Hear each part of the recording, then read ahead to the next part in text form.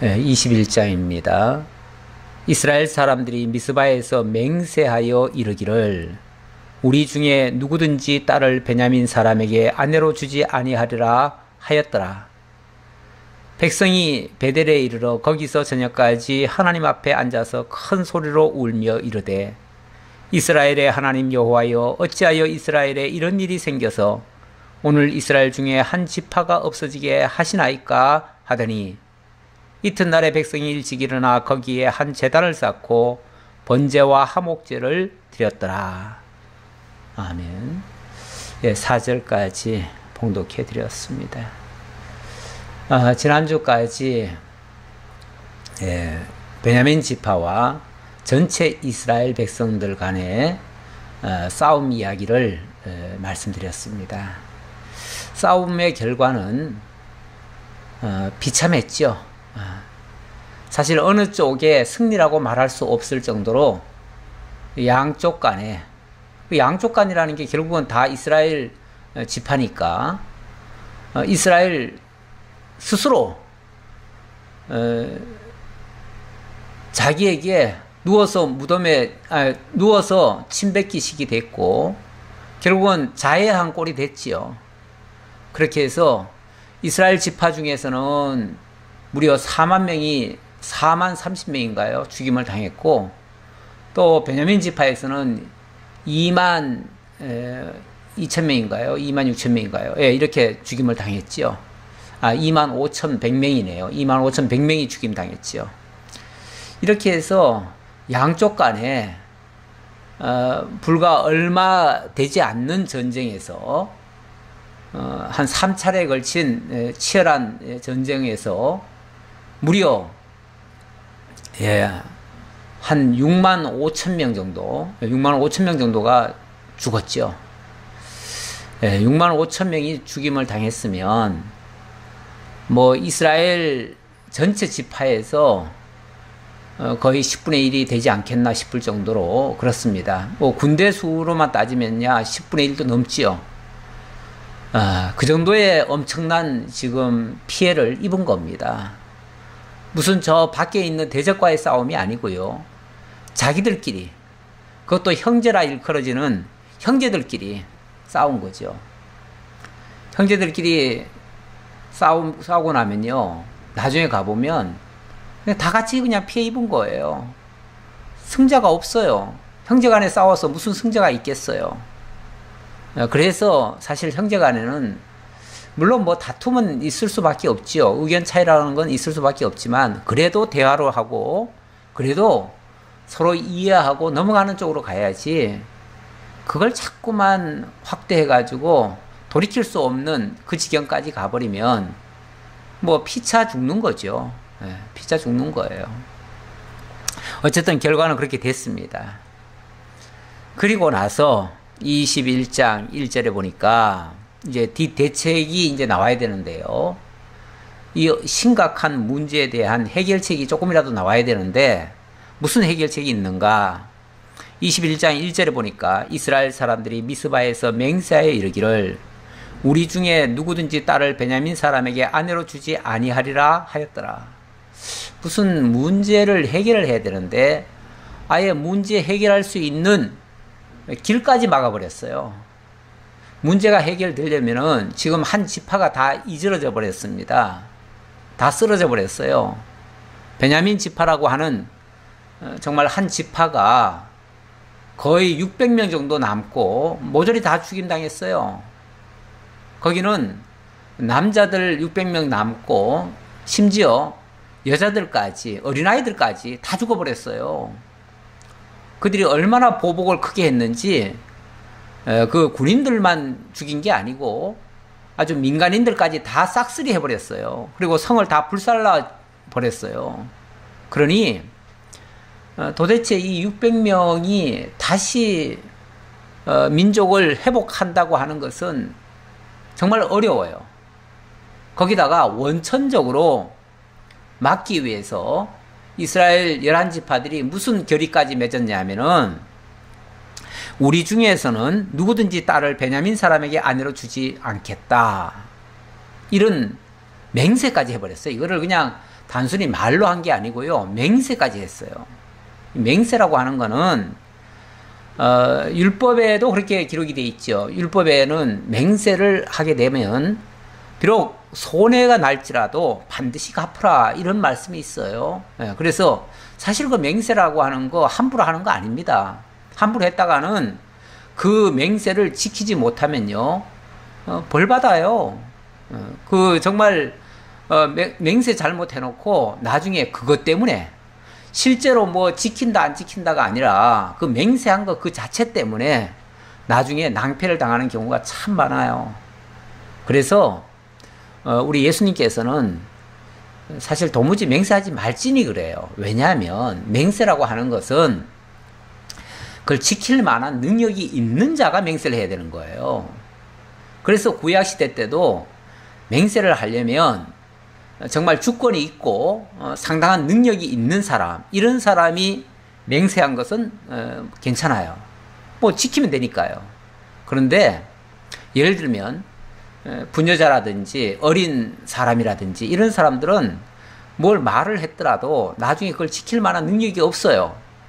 막말로 어른들이 하지 말라 하면 못하는 거고요. 또 남편이 하지 말라 하면 못하는 거예요. 그래서 주권이 없는 사람은 만약의 경우 맹세를 했더라도 그 능력이 있는 사람이 허락을 안 하면 그 맹세는 무효가 된다고 그랬어요. 율법에 그렇게 돼 있어요. 그리고 만약에 또 능력이 있어서 맹세를 지킬 만한 사람이 맹세를 했으면 그것은 반드시 지켜야 돼요. 만약에 그걸 못 지키는 경우에는 나중에 정말 그 하나님의 저주가 따를 수도 있어요. 그래서 신약시대에 와서는 우리 예수님께서 도무지 맹세하지 말지니 하늘로도 말라.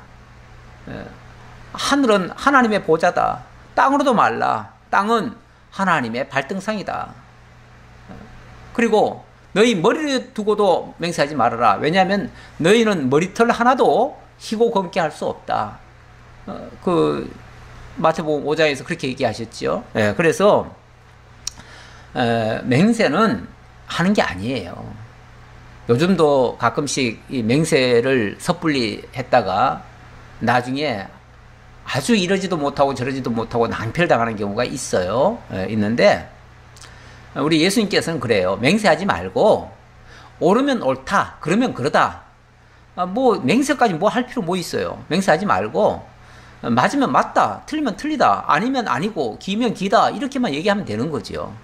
우리는 옳고 그름만 분별하면 되지, 괜히 확실치도 않는 걸 가지고 내가 무슨 장담을 하고 뭐 내가 나중에 손에 장을 지진다, 내 목을 내놓겠다, 내 이름을 갈겠다, 성을 갈겠다, 이 쓸데없는 이런 맹세하면 큰일 납니다.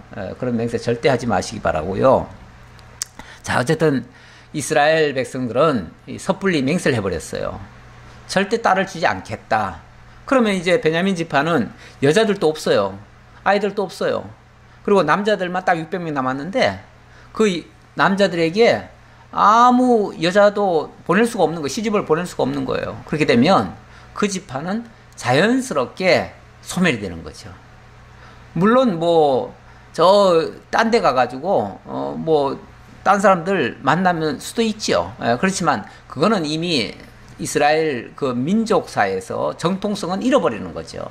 그래서 그거는 순수성을 잃어버리기 때문에 그거는 이미 그 지파는 끝난 거예요. 그렇게 되면.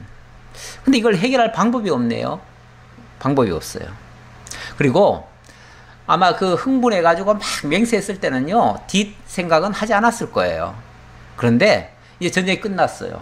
끝나고 나서 아무래도 전쟁이 끝나고 나면 뭔가 계산을 하잖아요. 계산을 해보니까 이거 아무런 이득 없는 정말 쓸데없는 싸움에 엄청난 피해만 입었어요.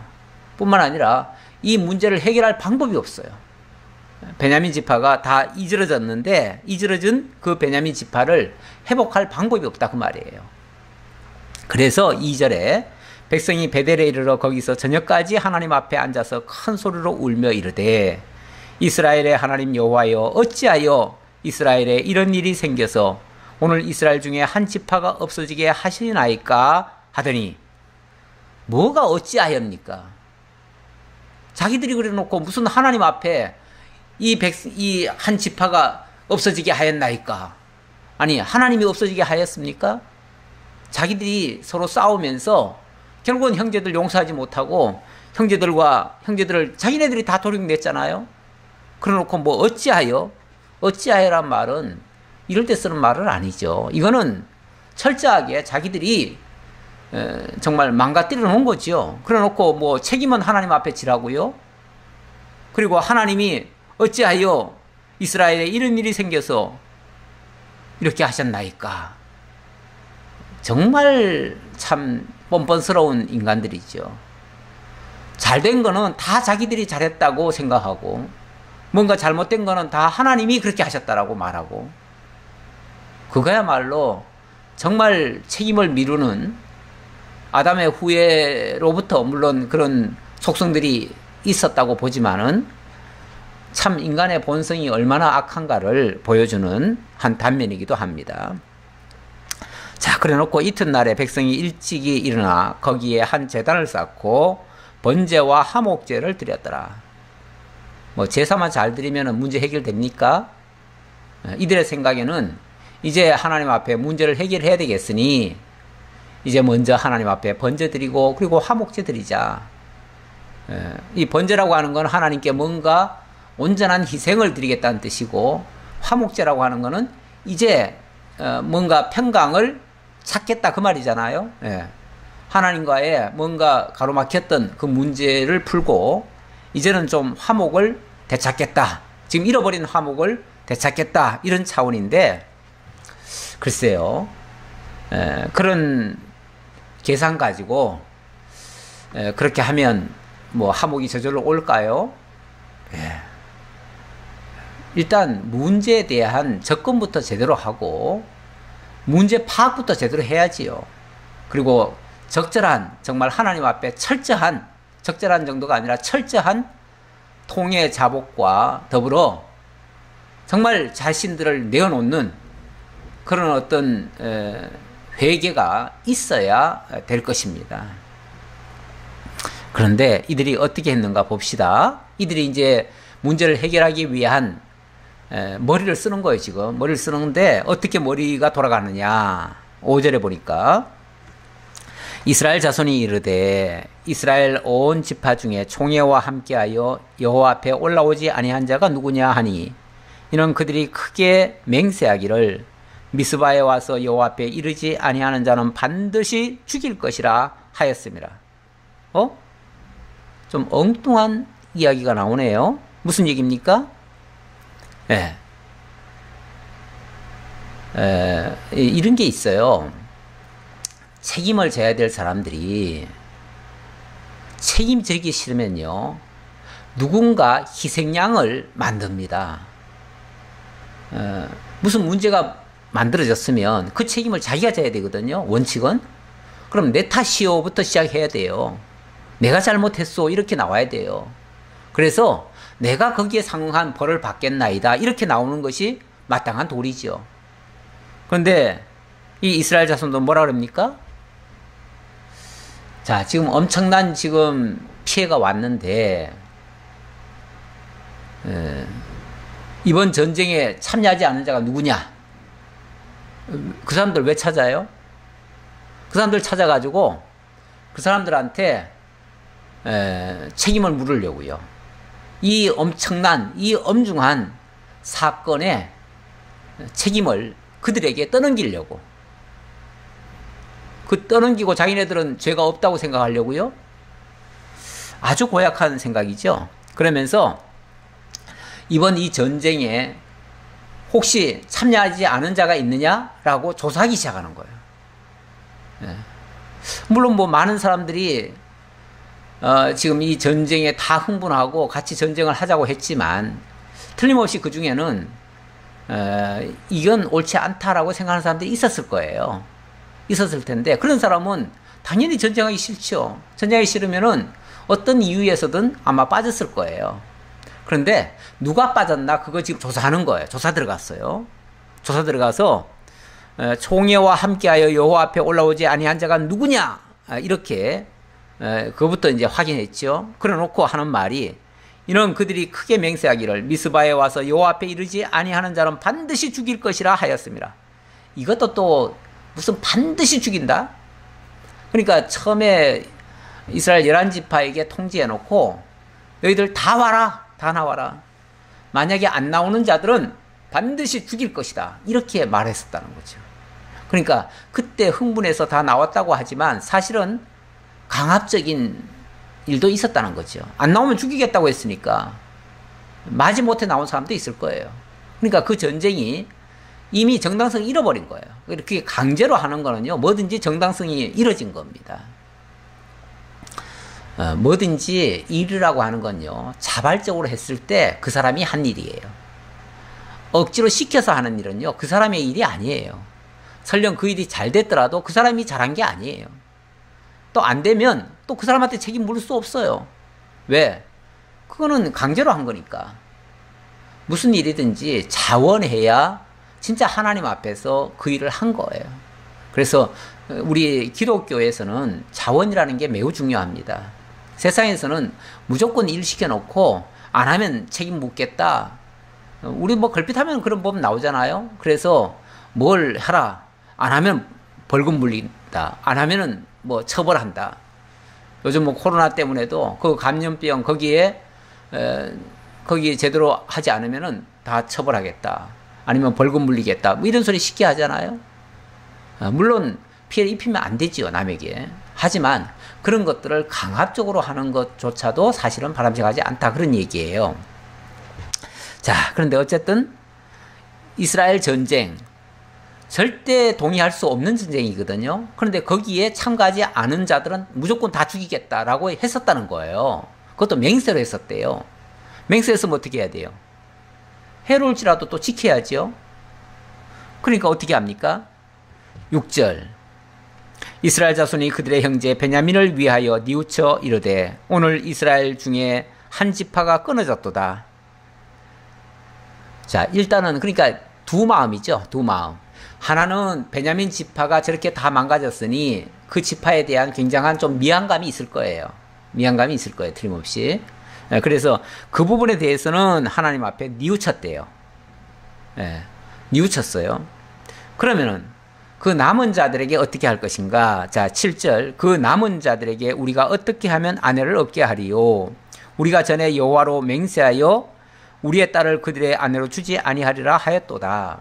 무슨 말이냐면 지난번에 전쟁에 들어가기 전에 우리가 베냐민 지파에게는 절대로 앞으로 통혼도 하지 않고 우리의 딸을 하나도 안 주겠다. 저들은 다 몰살할 때까지 우리는 끝까지 싸울 것이다. 이런 식으로 했었다는 거예요. 그런데 전쟁이 일단 다 끝나고 보니까 그들에게는 뭐 완전히 도륙을 다 냈잖아요. 다 내고 남자들만 600명이 딱 남았어요. 그런데 이제 그들에게 딸을 주지 않기로 했기 때문에 이제 그들은 남자들만 600명 있으면 뭐해요? 그들이 뭐 생육 번성할 수가 있나요? 예.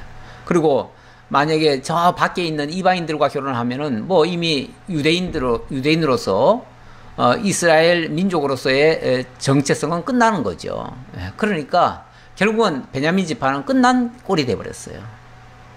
이 문제가 이제 심각하다는 게 이제 현실감이 온 거예요. 그제서야 우리가 잘못했습니다. 그러면서 이 문제를 어떻게 해결할까요? 하면서 머리를 막 굴리기 시작하는 거예요. 이거는 지혜를 구한다고 말하지 않아요. 왜냐하면 기껏 생각한다는 게 또 이상한 대처법을 가지고 나오거든요.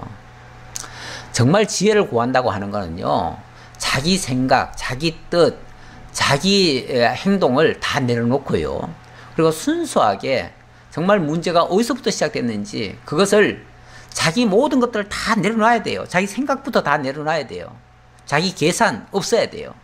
그리고 하나님 앞에 정말 뜻을 물어야죠. 그랬을 때 정말 하나님이 위로부터 주시는 지혜가 있을 거예요. 그때는. 근데 지금 그런 식으로 하지 않아요. 그런 식으로 하지 않고 좀 미안감은 가지면서도 뭐라고 그러냐면 그 남은 자들에게 우리가 어떻게 하면 아내를 얻게 하리요. 자, 그 남은 자들에게 어떻게 하면 아내를 얻게 하리요. 이건 이제 자기네들이 계산을 한다고 말이에요. 주판을 두들기는 거예요. 그러면서 자, 우리 지금 저 600명에게 어떻게 하면 저들에게 아내를 줄 수 있을까? 자기네들은 이미 맹세했기 때문에 못 줘요. 못 줘요. 줄 수가 없어요. 그런데 안 주면 또 그 지파가 완전히 끝장나요. 그러니까 주기는 줘야겠는데 줄 수 있는 방법이 뭘까? 요거 지금 궁리한다 그 소리예요. 이거 지금 막 머리 막 굴리기 시작하는 거예요. 그러면서 우리가 전에 여호와로 맹세하여 우리의 딸을 그들의 아내로 주지 아니하리라 하였도다. 그랬으니까 그럼 맹세까지 했으니까 우리로서는 줄 수는 없다. 그러면 이거 어떻게 해야 되느냐? 자, 이 생각이에요. 그러면서 8절 그 대안을 어디서 찾냐면 또 이르되 이스라엘 지파 중 미스바에 올라와서 여호와께 이르지 아니한 자가 누구냐 하고 본즉 야베스 길르앗에서는 한 사람도 진영에 이르러 총회에 참여하지 아니하였으니 자 타켓을 하나 잡았어요.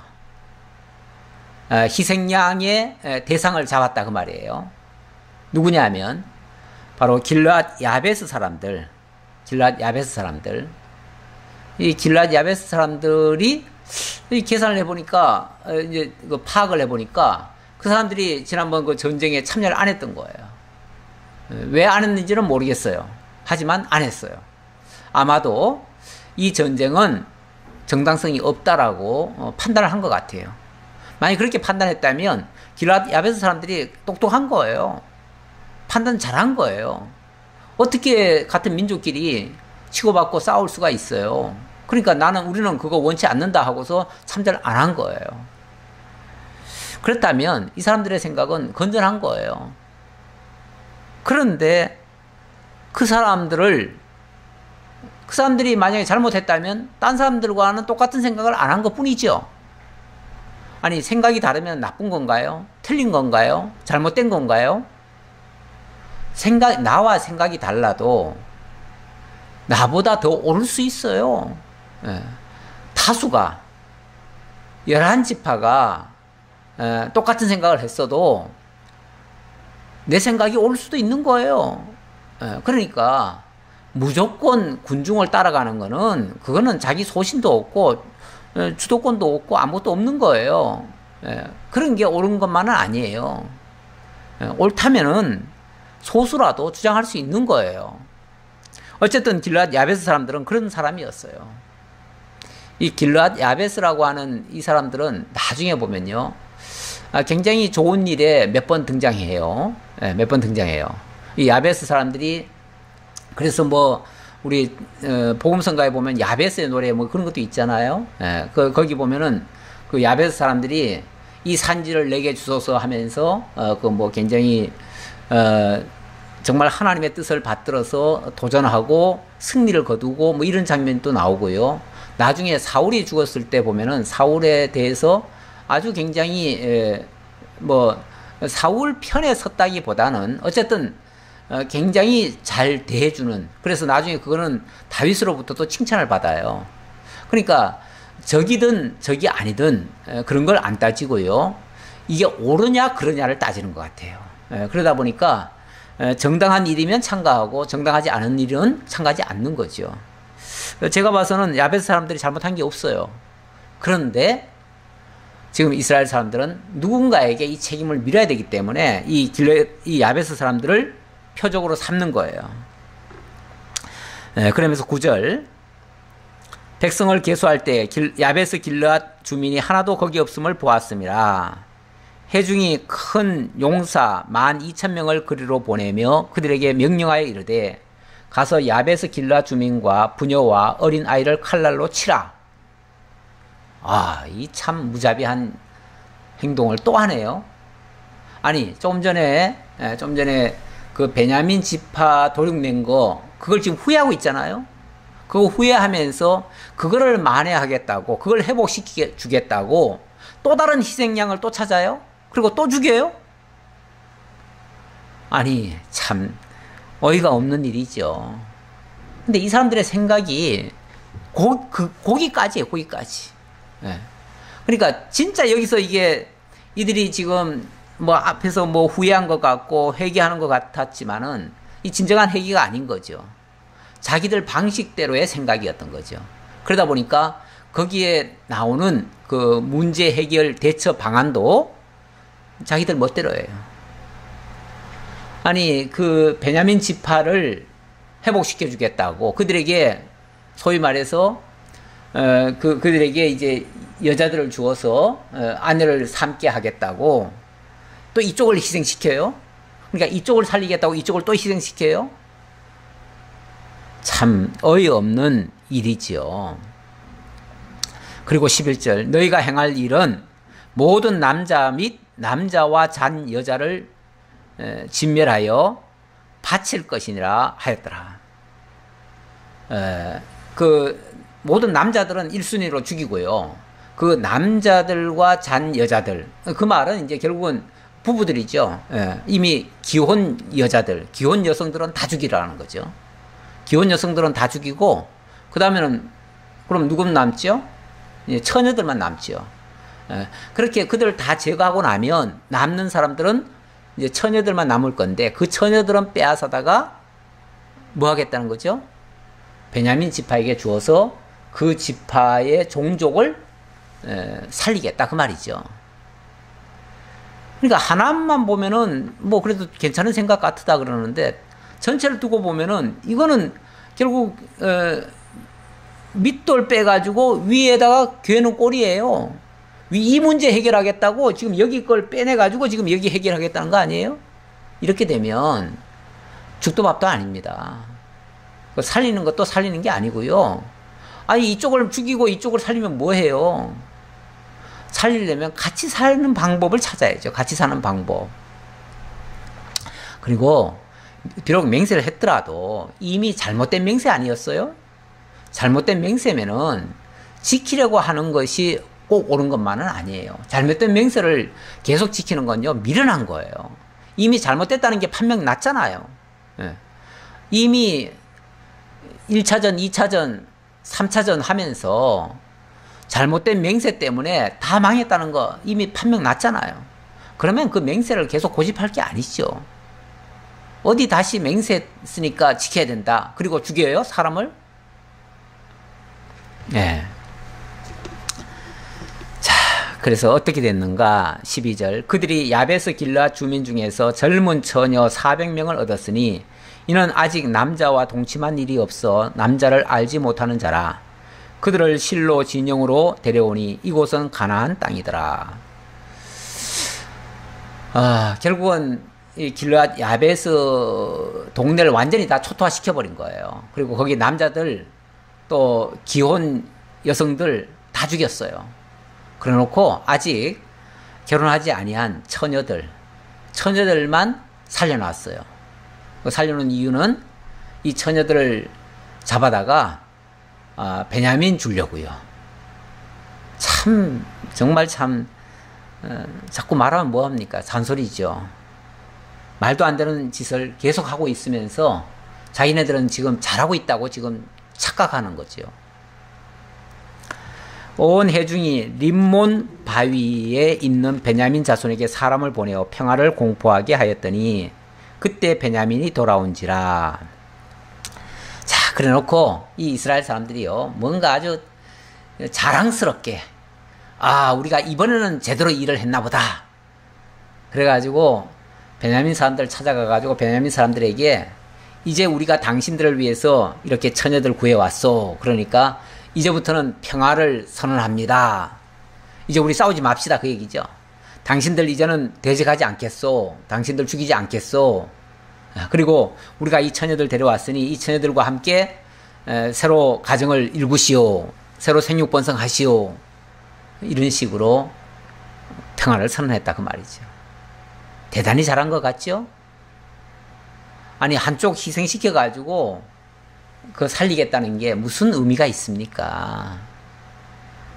이쪽도 살리고 이쪽도 살리면 모르겠지만 그렇지 않다면 이거는 의미 없는 정말 일이죠. 자, 어쨌든 이렇게 해서 베냐민이 다시 돌아오게 됐습니다. 이에 이스라엘 사람이 야베스 길르앗 여자들 중에서 살려둔 여자들을 그들에게 주었으나 아직도 부족하므로 백성들이 베냐민을 위하여 뉘우쳤으니 이는 여호와께서 이스라엘 지파 중에 한 지파가 빠지게 하셨음이더라. 그런데 아마 400명 데려오면서 처음에는 600명 남은 줄 몰랐을 거예요. 아마 대충 봤을 때 한 400명 이 정도면 충분하지 않겠는가 하고 400명의 여자들 붙잡아 왔는데 막상 안겨주고 보니까 200명이 모자라는 거예요. 600명이나 남았어요. 그래서 200명 모자라요. 그러니까 또 안타깝지요. 야, 우리가 이렇게 많이 죽였구나. 그리고 이제 이 일까지 했는데도 200명이 또 모자라니 이거 어떻게 하냐. 이 나머지 200명은 어떻게 지금 하지? 하고서 또 고민이 생긴 거예요. 그래서 조금 뉘우쳤다. 그 말이 나왔어요. 조금 뉘우쳤다. 뉘우치면 또 뭐해요? 뉘우쳐가지고 기껏 생각한다는 게 또 엉뚱한 생각인데요. 아주 또 회개망측한, 정말 하나님의 율법에도 없고 이스라엘의 전례에도 없는 그런 회개망측한 일을 또 꾸밀 거야. 아마 보나 마나 틀림없어요. 우리가 꼭 뭐 다 봐야만 아나요? 안 봐도 이런 거는 뻔해요. 너무 뻔해요. 이 사람들의 생각이 애초에 얘기했잖아요. 왕이 없으므로 백성들이 자기 소견에 옳은 대로 행하였다고요. 완전히 제멋대로예요. 기준이 없어요. 말씀에 기준이 없어요. 제대로 가르쳐주는 사람도 없어요. 자, 16절. 사실 이런 걸 가르쳐줄 사람들이 누굽니까? 장로들이죠. 장로들인데 이 장로들 생각이 어디에 있는가 봅시다. 16절.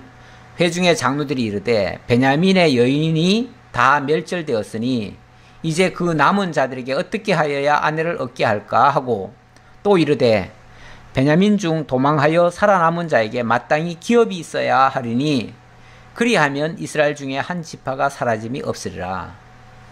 뭐 좀 아는가요? 그 정도는 누구든지 생각을 하지요. 그 정도는. 무슨 얘기냐면 이 사람들한테 여자를 안겨줘서 가정을 일구고 또 집을 세우고 자녀들을 낳게 해줘야 이 사람들의 기업이 보존될 거 아니냐. 지금 이 얘기죠. 그거야 누구든지 생각할 수 있는 문제죠. 그건 생각할 수 있는 문제인데 뭐 딱히 사실은 방법이 없어요. 없는데 뭐 방법은 전혀 없는 건 아니죠. 어떻게 하면 됩니까? 자기네들이 헛맹세를 했잖아요. 잘못된 맹세 했잖아요. 그 잘못된 맹세를 진짜 하나님 앞에 회개한다면요. 잘못된 맹세부터 회개하면 되잖아요. 그리고 우리가 정말 이런 맹세는 바보 같은 맹세였다. 그러니까 장로들이 솔직하게 우리가 정말 무식해가지고 이런 맹세를 했으니 이제라도 구약 성경 출애굽기 다시 찾아보면 헛된 맹세, 잘못된 맹세는 취소해도 된다고 했어요. 그러니까 잘못된 맹세니까 취소하고 그리고 정말 하나님 앞에 그것 때문에 처벌 받아야 된다면 하나님 저희들 벌 받겠습니다. 무슨 벌이든지 우리에게 주십시오. 이래야 맞지요. 그리고 그거는 취소해야지요. 취소하고 그리고 자유롭게 결혼을 하면 될 거 아니에요. 딸 주면 되지요. 그런데 맹세했기 때문에 안 된다. 그러면 뭐 다른 건 됩니까? 그런 식으로 맹세했으면 다른 건 돼요? 아무것도 안 되죠. 어떤 경우도 안 되죠. 그런데 정말 참 장꽁같이요. 장꽁이라는 이 동물이 꽁 아시잖아요. 장꽁. 숫꽁을 장꽁이라고 그래요. 암꽁을 까투리라고 하던가요. 이 숫꽁이 위기를 만나면요. 이 머리만 어디 풀 속이나 이런 데다 확 쳐박아요. 그러면 앞이 하나도 안 보이겠죠. 그러면 자기는 뭐라고 생각하냐면 나는 이제 숨었다 이렇게 생각하는 거예요. 근데 포수꾼이 뒤에서 보면요. 꽁무니는 다 내놓고 있어요. 그리고 또 다른 동물들이 보면은 뭐 그건 오히려 대가리 쳐박고 지금 눈 감고 있는 동물이니까 더 잡아먹기 쉽죠. 바보 같은 숨음이죠. 자기 눈앞에만 안 보이면 좋은 거라고 생각하고 안전하다고 생각하는 이 바보 같은 생각, 이게 장권 같은 생각인데, 지금 이스라엘 백성들이 자기네 딸을 직접적으로만 안 주면 된다 이런 생각을 한 것 같아요. 그러니까 정말 바보 같은, 지금 자기 눈앞에만 지금 안 보이면 된다 이 생각 아니에요?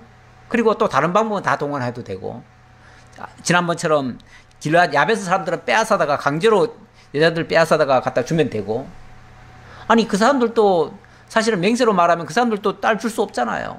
근데 왜 그들은 왜 빼앗아다가 주나요? 그것도 사람까지 살육해 가면서. 그러니까 정말 하나만 알고 둘은 모르는 정말 바보 천치 같은 생각이죠. 그러면서 하는 말이 18절, 그러나 우리가 우리의 딸을 그들의 아내로 주지 못하리니 이는 이스라엘 자손이 맹세하여 이르기를 딸을 베냐민에게 아내로 주는 자는 저주를 받으리라 하였음이로다 하니라. 그것만 명분을 내세워요. 우리 맹세했기 때문에 안 된다. 아니 잘못된 맹세인데 뭘 그걸 고집을 해요. 우리가 무슨 약속을 했더라도요, 정말 잘못된 약속이라면 취소하는 게 맞아요. 그리고 취소하고 잘못을 고해야지요. 그리고 그것 때문에 손해봤다면 변상하면 되잖아요. 그러면 될 것이지, 무슨 약속했으니까 꼭 지켜야 된다, 잘못된 약속도 꼭 지켜야 됩니까? 잘못된 만남도 끝까지 그냥 책임져야 됩니까? 그건 아니죠. 또 이르되 보라, 베델 북쪽 르보나 남쪽 베델에서 세겜으로 올라가는 큰 길 동쪽 실로에 매년 여호와의 명절이 있도다 하고, 이 머리를 굴리는 겁니다. 예, 머리를 굴려요. 무슨 머리? 이런 머리를 뭐라고 그러냐면 잔머리라고 그러죠. 잔머리를 또 굴려요. 어떻게 하면 우리 쪽에 있는 여자들을 보내줄 수 있을까? 원칙은 맹세를 했기 때문에 못 보내주죠. 보내줄 수가 없어요. 그런데 뭔가 트집을 잡아가지고 뭔가 우리 손으로 안 하고 우리 손에는 피를 안 묻히고 할 수 있는 방법이 없을까? 이 머리를 쓰는 거예요. 이 잔머리를 쓰는데, 이번에 이제 어디까지 생각을 하냐면, 여기 보니까 뭐 베델 동쪽 르보나 남쪽 베델에서 세겜으로 올라가는 큰 길가에 동쪽 실로가 있었다 그랬어요. 실로.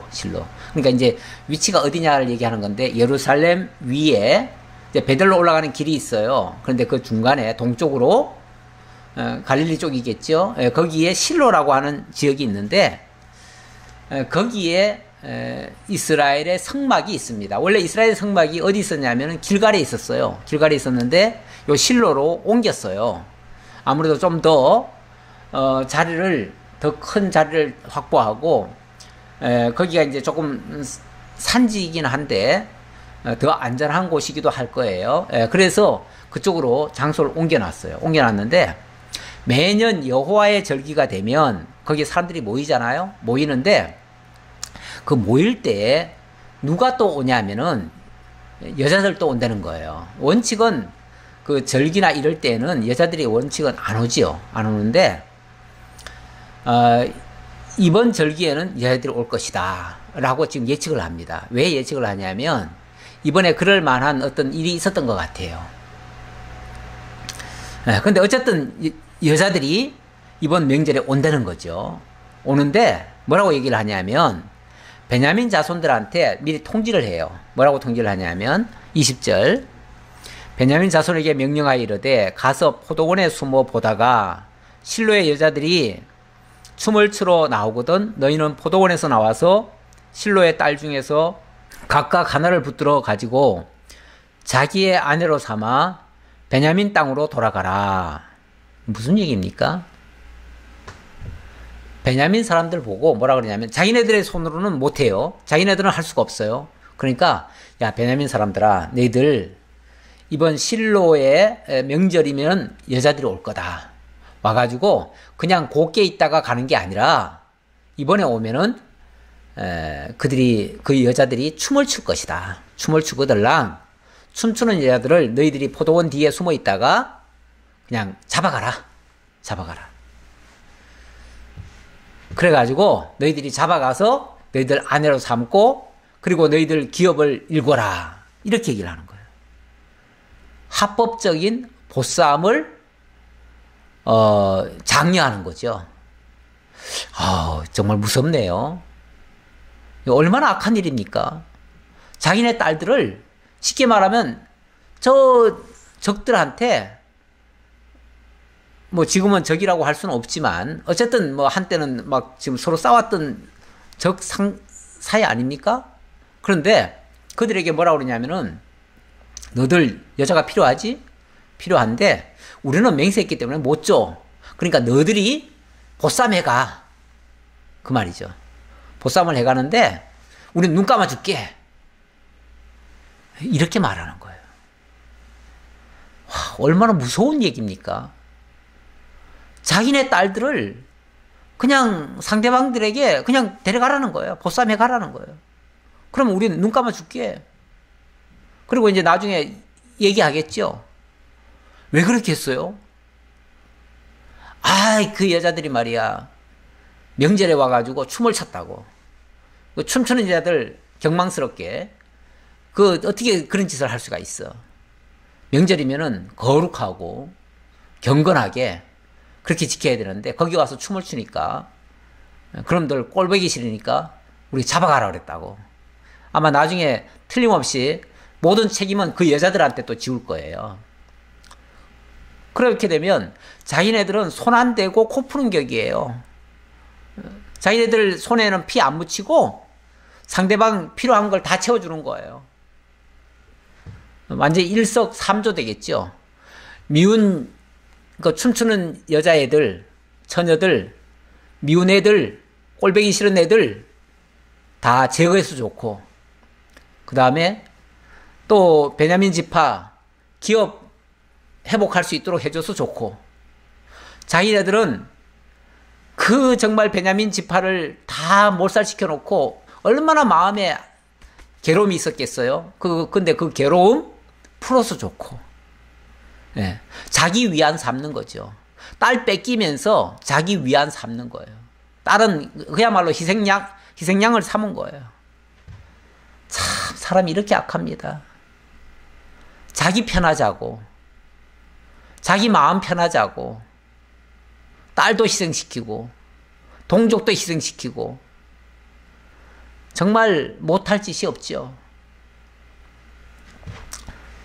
제가 봐서는요 이게 더 악한 거예요. 더 악한 거예요.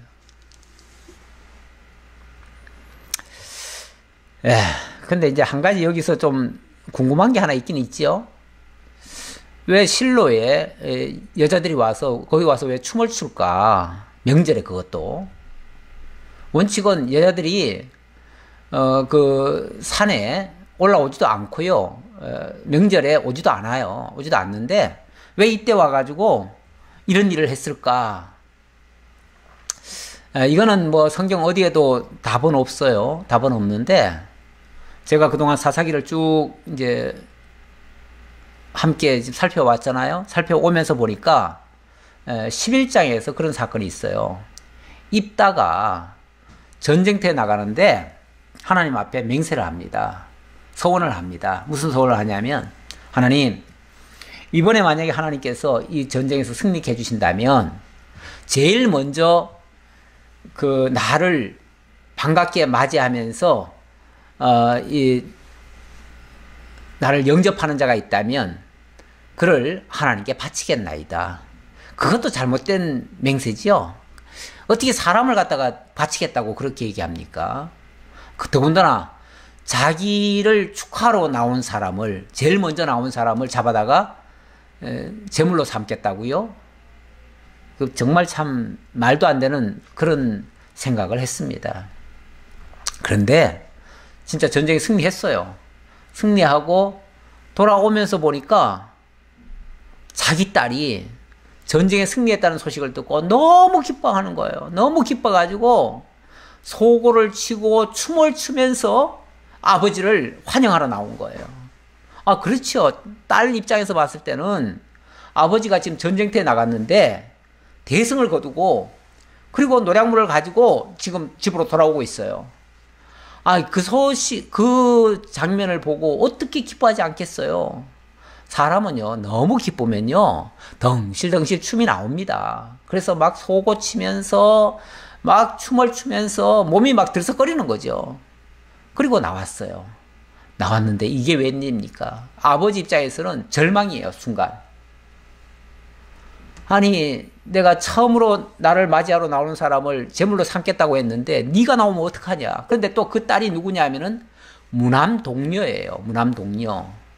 정말 아들도 없는 집안에 유일하게 딸 하나 낳았는데 그 딸이 그렇게 지금 희생제물이 되게 생겼잖아요. 그런데 그 정도 됐으면 자기가 서원한 거 그거 하나님 앞에 취소해야지요. 하나님, 나 이건 도저히 못하겠습니다. 이거 할 수가 없습니다. 어떻게 무난동녀를 죽입니까? 차라리 제 생명을 거두고 가십시오.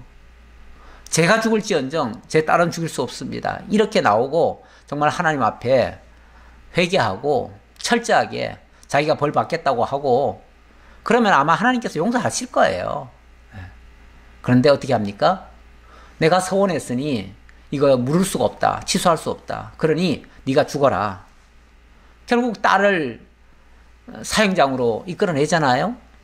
그랬을 때 그 딸이 아버지 보고 그렇게 애원을 합니다. 아버지, 그래요. 아버지께서 서원하셨으니 내가 기꺼이 죽겠나이다. 기꺼이 죽는데 다만 내가 처녀로 죽는 것이 너무 안타깝습니다. 그러니 내 친구들, 그 처녀들이 몇 명 있는데 그 친구들과 함께 마지막 정말 파티하고 마지막 애곡하고 한 3일간 기회만 주십시오. 그러면 3일 동안 우리가 애곡하고 그리고 기꺼이 죽겠나이다. 이렇게 얘기하죠. 그랬을 때 그거는 이제 허락을 하지요. 허락을 하니까 친구들, 그 여자 친구들이죠. 다 처녀들이에요. 그 처녀들 친구들하고 산으로 올라갑니다. 그리고 3일 동안 애곡을 하지요. 애곡을 하는데 그냥 애곡만 했겠어요. 춤을 추면서 애곡을 한 거지요. 춤이라고 하는 게 꼭 좋을 때만 추는 게 아니고요. 또 너무 슬퍼도 몸으로 표현하는 거예요. 몸으로. 너무 슬픔을 몸으로 절규하듯이 하는 거죠. 물론 이건 기독교하고는 상관없는 얘기지만, 너무 안 좋은 일을 당하거나 이러면요, 구판을 벌이잖아요. 구판을 벌이는데, 그 구판 벌일 때 보면, 막 춤을 춰가면서 구판을 벌여요. 근데 사실은 되게 안 좋은 거거든요. 안 좋은데, 그 안 좋은 거를 해결하려고 춤을 춰요. 예. 이건 어찌 보면 제가 그걸 똑같다는 얘기가 아니라, 그런 상황에서도 춤이라는 걸 출 수 있다 그 말이에요. 그러니까 꼭 좋아서만 춤을 추는 게 아니라 아주 극한 안 좋은 상황에서도 춤이라는 표현을 할 수 있다. 그런 걸 뭐라고 그러냐면 이제 그 안 믿는 세계에서는 그런 것들을 살풀이라고 그래요. 살풀이. 살풀이 춤이라고 하지요. 물론 뭐 이들이 살풀이 춤을 췄다는 말인지는 잘 몰라요. 하지만 왜 여자들이 실로에까지 와서 춤을 춰야 됐을까를 지금 보는 거예요. 그런데 어쨌든 이것이 해마다 그래서 그때가 되면 여자들이 산에 올라와 가지고 춤을 추는 게 하나의 예가 된 것 같아요. 전례가 돼버렸어요. 그런데 이게 이제 어떤 명절과 이게 겹치는 거죠. 겹치는데 사실 그 이스라엘 민족들이 봤을 때는요, 그거 꼴보기 싫습니다. 좋은 게 아니에요. 특히 여자들이, 처녀들이 산에 와가지고 덩실덩실 춤을 추는데 그것도 죽은 자를 애도하기 위한 춤이다. 만약에 그게 사실이면, 그것과 연관이 있다면 그거는 꼴보기 싫은 거예요. 그런 거는 어른들이 입장에서는요, 저런 짓을 안 했으면 좋겠다 싶어요. 근데 그 처녀들이 그 짓을 하고 있어요. 그것도 가면 갈수록 점점 더 많은 처녀들이 와가지고 그걸 애곡하면서 그런 일을 하고 있어요. 그러니까 그 꼴도 보기 싫은 데다가 그 처녀들, 에이, 저런 놈들은 그냥 다 잡아가서 그냥 강제로 결혼을 하더라도 우리가 눈 감아버리자. 이런 생각을 한 게 아닌가라는, 이건 추정입니다. 추정. 근데 어쨌든 분명히 실로에서 이 춤을 추는 사건이 있었다라는 건 사실이죠. 사실이니까 제가 비록 없는 얘기지만 그걸 추정해서 조금 더 삽입을 해봤습니다. 이거는 뭐 그렇게 이해하셔도 좋고 그렇게 이해 안 하셔도 상관없습니다. 이거는 어쨌든 이 회개망측한 일을 합법적으로 이 장로들이 베냐민 지파에게 제안을 했고, 베냐민 지파는 얼싸 좋다 하고 그런 식으로 숨어 있다가 여자들을 보쌈을 해갔어요. 22절입니까? 22절. 만일 그의 아버지나 형제가 와서 우리에게 시비하면 우리가 그에게 말하기를 청하건대 너희는 우리에게 은혜를 베풀어 그들을 우리에게 줄지니라. 이는 우리가 전쟁할 때에 각 사람을 위하여 그의 아내를 얻어주지 못하였고 너희가 자의로 그들에게 준 것이 아니니 너희에게 죄가 없을 것이니라 하겠노라 하매. 이거는 이제 나중에 만약에 시비가 붙을 수도 있잖아요. 왜냐면은 저 베냐민 지파가 안 그래도 한때는 우리와 지금 싸웠는데 그 싸운 사람들이 우리 딸들을 다 강제로 지금 보쌈을 해갔으니까 분명히 문제 될 수 있어요. 있는데 그때 되면 우리 장로들이 나서가지고 이걸 충분히 그들에게 다 설명할 것이다. 그러니까 걱정하지 말고 그렇게 해라 그 말이죠. 잘못을 그냥 담대하게 저지르도록 장려하는 정말 못된 장로들이죠. 이 장로들 입에서, 장로들 생각에서 이런 생각이 나왔다는 거 정말 어이없는 일이죠. 어쨌든 뭐 이게 합법이 돼버렸죠. 어쨌든 장로들이 허락한 거니까. 그래서 베냐민 자손이 그같이 행하여 춤추는 여자들 중에서 자기들의 숫자대로 붙들어 아내로 삼아 자기 기업에 돌아가서 성읍들을 건축하고 거기에 거주하였더라. 지금 여기 생각하는 사람들 중에 제대로 된 사람들 있습니까? 하나도 없어요. 제가 봤을 때는 길르앗 야베스 사람들은 조금 생각이 건전했던 것 같은데 그 사람들은 또 도륙을 당했지요. 그러니 그 외에 제대로 된 사람은 하나도 없어요. 다 자기 소견에 옳은 대로 행했어요. 그런 식으로 엉망진창, 회개망측한 일들이 아주 공공연하게 이루어졌어요. 그리고 거기에 아무도 책임지는 사람 없어요. 더 이상의 죄책감도 이제 안 느껴요. 왜? 자기네들 해줄 만큼 다 해줬다고 생각하는 거죠. 이렇게 해서 그들에게 딸들 준 셈이 됐고요. 자기네들은 이 맹세법도 지켰고 또 하나님 앞에 아마 뭐 기도도 하고 했을걸요? 기도하고 했을 거예요. 왜냐하면 하나님 앞에 여호와 앞에서 뉘우쳤다 뭐 이런 표현도 있잖아요. 그런 게 정말 여호와 앞에서 울면서 정말 회개하듯이 그렇게 했죠. 했으니까 하나님 앞에서도 할 도리 다 했고요. 또 저 베냐민 사람들에게도 할 도리 다 했고요.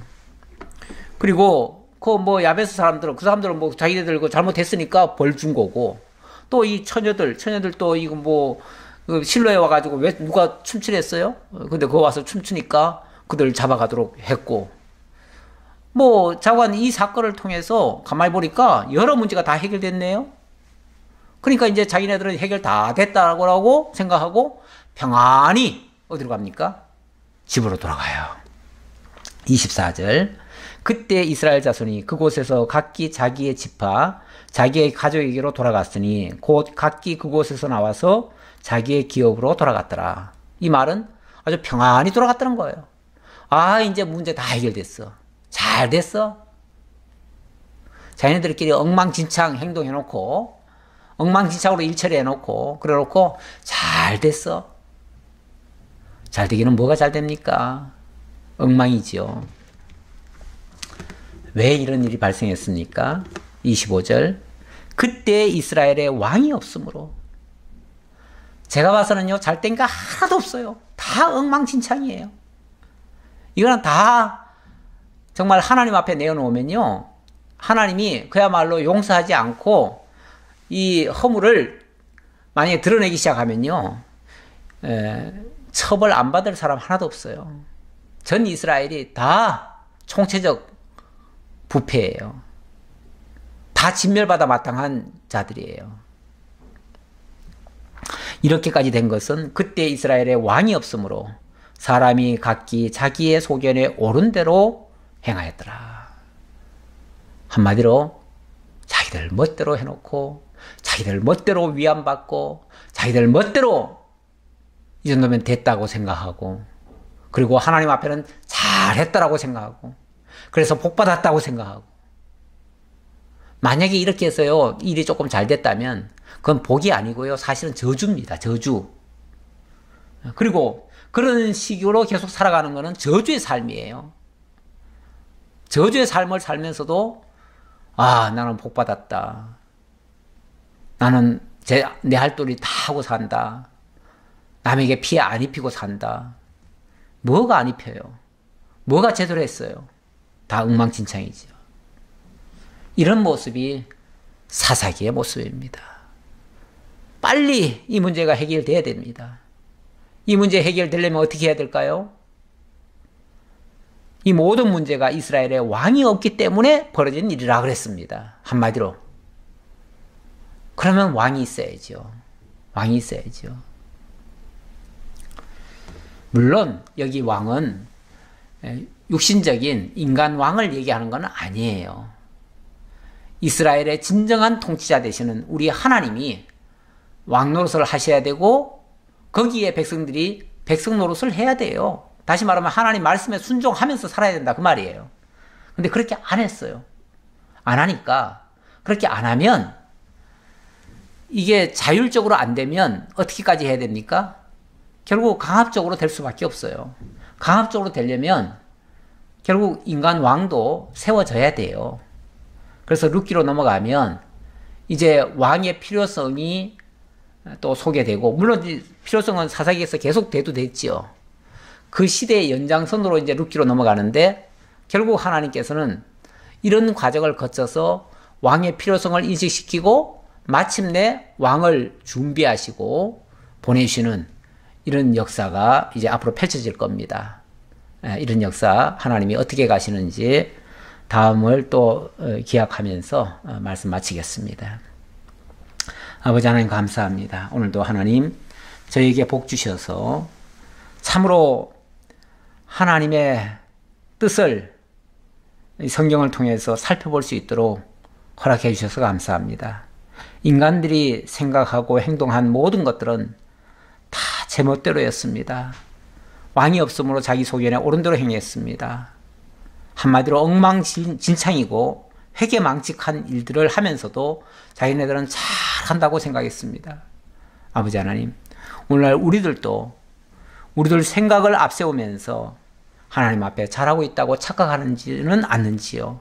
혹시 그런 부분이 있다면 처절하게 자기 반성 있게 하시고 정말 하나님 앞에, 말씀 앞에 바로 세워질 수 있는 저희들 되도록 인도하시고, 그래서 말씀 앞에 순종할 수 있는, 그래서 하나님의 사람으로서의 올바른 삶을 살아갈 수 있도록 하나님 인도해 주옵소서. 다시 만날 때까지 하나님 지켜주옵시길 간절히 바라옵고 예수님의 이름으로 기도하옵나이다. 아멘.